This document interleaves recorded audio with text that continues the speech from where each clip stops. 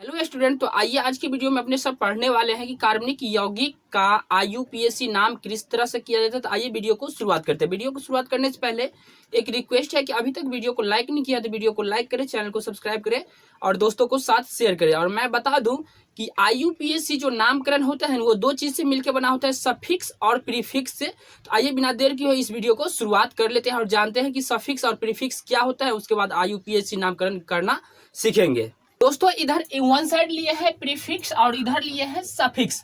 मतलब प्रीफिक्स का मतलब होता है कि किसी भी मतलब मान के चलिए प्रीफिक्स आईयूपीएसी नामकरण जो होता है ना, आईयूपीएसी नामकरण जो होता है, नामकरण जो होता है वो दो चीजों से मिलकर बना होता है। पहला होता है सर प्रीफिक्स, क्या होता है प्रीफिक्स, और दूसरा क्या होता है सर सफिक्स होता है। दोनों मिलके ना हम क्या करते हैं, सफिक्स होता है, दोनों मिलके हम क्या बनाते हैं, आईयूपीएसी नामकरण देते हैं। आईयूपीएसी नामकरण जो किया जाता है वो मतलब हाइड्रोकार्बन क्या किया जाता है, हाइड्रोकार्बन बोले तो हाइड्रोजन और कार्बन से बने यौगिक को हाइड्रोकार्बन बोलते हैं।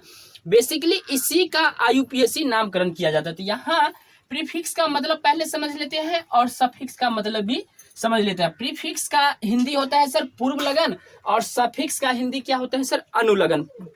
मतलब पूर्व लगन का मतलब ये हुआ जो किसी भी आईयूपीएसी नाम के शुरू में लगता है, शुरू में लगता है, और ये क्या है अंतिम में लगता है। ये सफिक्स जो है ना क्या लगता है सर, तो अंतिम में लगता है। इसको अपने भाषा में समझे तो ये प्रीफिक्स पहले लगता है और सफिक्स क्या लगता है सर, अंतिम में लगता है। सबसे पहले यहाँ पे जान लेते हैं प्रीफिक्स कौन कौन है। तो अगर सर कहीं पे किसी कार्बनिक यौगिक में अगर कार्बन की संख्या 1 हो उसके लिए हम क्या लिखते हैं सर, तो मेथ लिखते हैं। अगर कार्बन की संख्या 2 हो तो उसके लिए क्या लिखते हैं सर, एथ लिखते हैं।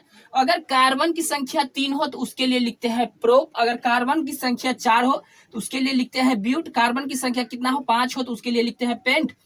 कार्बन की संख्या अगर 6 हो तो इसके लिए लिखते हैं हेक्स। कार्बन की संख्या अगर 7 हो तो उसके लिए लिखते हैं हेक्ट। कार्बन की संख्या अगर 8 हो तो उसके लिए लिखते हैं ऑक्ट। और कार्बन की संख्या 9 हो तो उसके लिए लिखते हैं नॉन। और कार्बन की संख्या 10 हो तो उसके लिए क्या लिखते हैं सर, 10 लिखते हैं। ये सभी जो है ना ये प्रीफिक्स है, इसको याद करना ही पड़ेगा, किसी भी हाल में याद करना ही पड़ेगा। अगर याद हम नहीं करते हैं तो आईयूपीएसी नामकरण हम नहीं कर सकते हैं।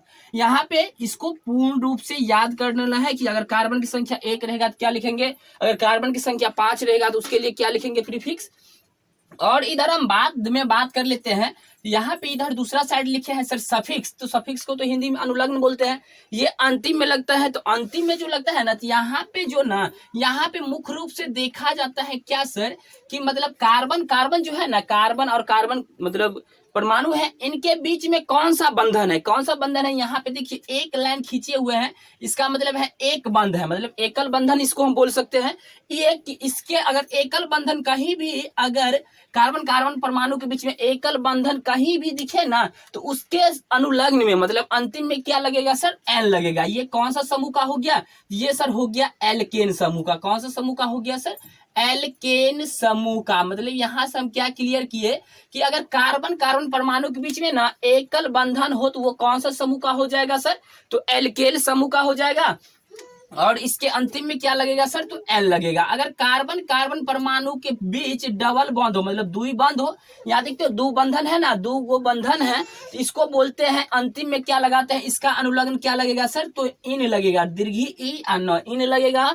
और ये कौन सा समूह का हो जाएगा सर, तो ये एल्कीन समूह का है। कौन सा समूह का है, एल्कीन समूह का हो जाएगा। कहीं भी कार्बन कार्बन परमाणु के बीच में अगर डबल बॉन्ड हो तो उसके बीच में वो कौन सा समूह का हो जाएगा सर, एल्कीन समूह का हो जाएगा।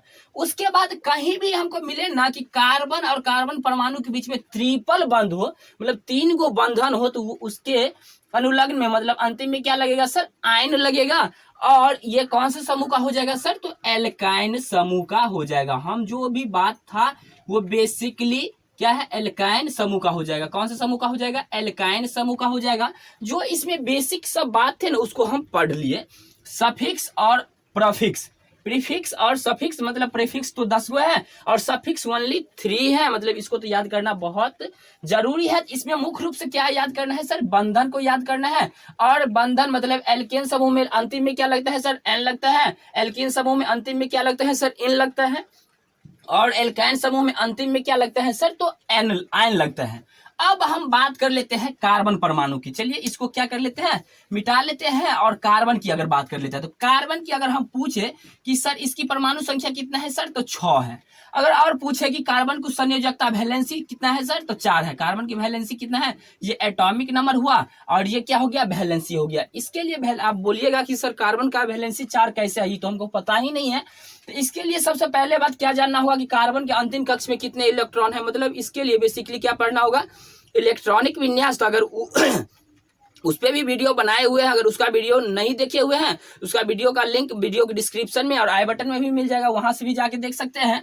तो यहाँ पे कार्बन की संयोजकता सर कितना है, तो 4 है। चलिए यहाँ पे 4 है, मतलब 4 इलेक्ट्रॉन बाहरी कक्ष में इनके है। तो कार्बन है ऐसा, यहाँ पे मान लीजिए एगो इलेक्ट्रॉन है, और एक इलेक्ट्रॉन यहाँ है, और एक इलेक्ट्रॉन यहाँ है, एक इलेक्ट्रॉन यहाँ है, 4 गो इलेक्ट्रॉन हुआ। चलिए कोई दिक्कत नहीं है।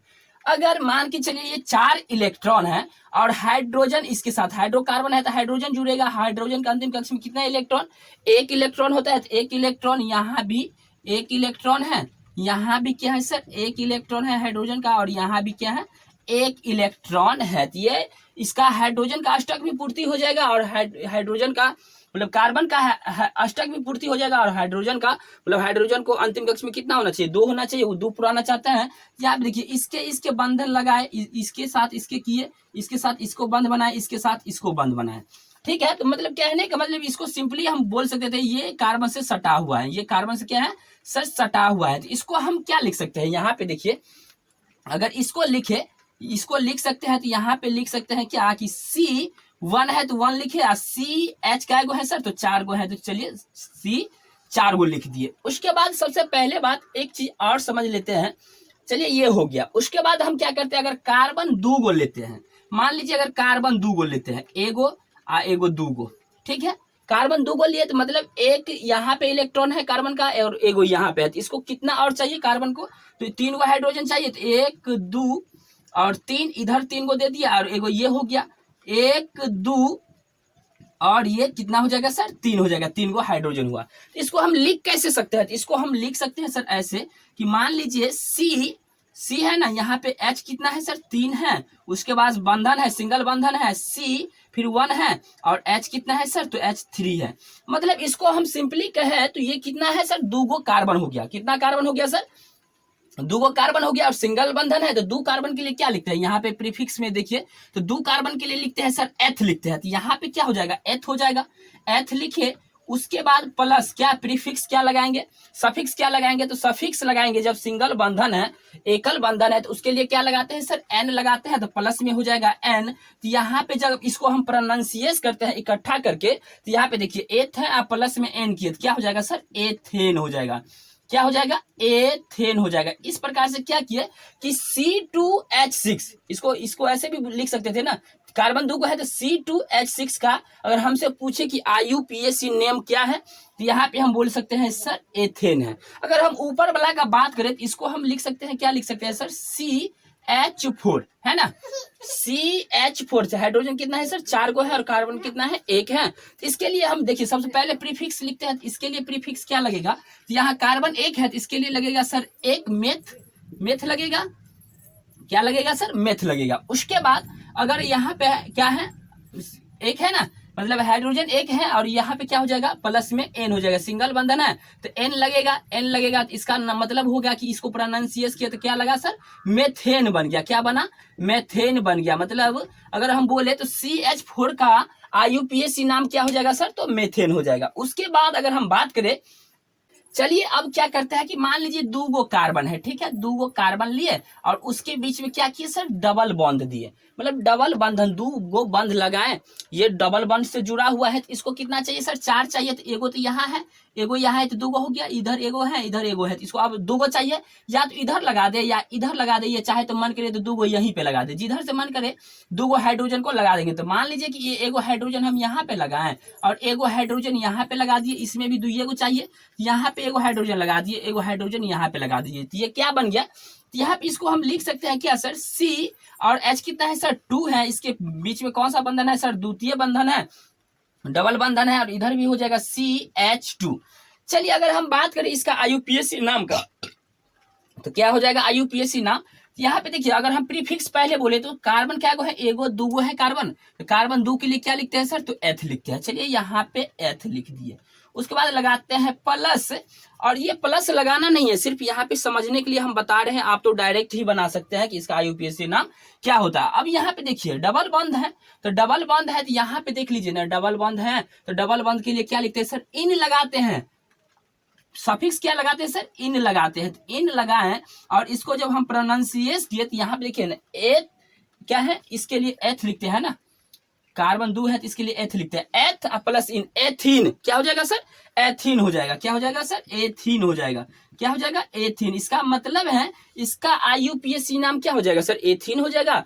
अगर बात करें यहाँ पे कार्बन कार्बन परमाणु के बीच अगर ट्रिपल बॉन्ड हो, क्या हो सर, ट्रिपल बॉन्ड कहीं पे दिखे, और यहाँ पे देखिए यहाँ पे 3 गो है इलेक्ट्रॉन हो गया, एगो दूगो 3 गो, इसको सिर्फ एगो चाहिए, एगो दूगो 3 गो, इसको भी सिर्फ एगो चाहिए, तो एगो हाइड्रोजन यहाँ पे लगाएं और एगो हाइड्रोजन यहाँ पे लगाएं, तब तो क्या हो जाएगा, यहाँ पे सर बनेगा, यहाँ पे बनेगा CH ट्रिपल बॉन्ड, और यहाँ पे हो जाएगा CH। तो यहाँ पे देखिए दूगो कार्बन है, इसके लिए हम क्या लिखते हैं सर, एथ लिखते हैं, तो यहाँ पे लिखे सर एथ, उसके बाद इसमें प्रीफिक्स सफिक्स क्या लगेगा था सर, सफिक्स क्या लगेगा, ट्रिपल बॉन्ड के लिए क्या लगाते हैं सफिक्स, तो सफिक्स लगाते हैं आयन, यहाँ पे प्लस किए आयन को, और जब इसको हम इकट्ठा करके लिखे तो यहाँ पे हो जाएगा एथा प्लस आयन, मतलब क्या हो जाएगा, एथायन, एथाइन क्या हो जाएगा सर, एथाइन, मतलब C2H2, मतलब इसको हम इकट्ठा करके लिखते तो इसको ऐसे भी लिख सकते थे, C दूगो मतलब कार्बन दूगो, H भी कितना है सर, दूगो है, तो मतलब C2H2 का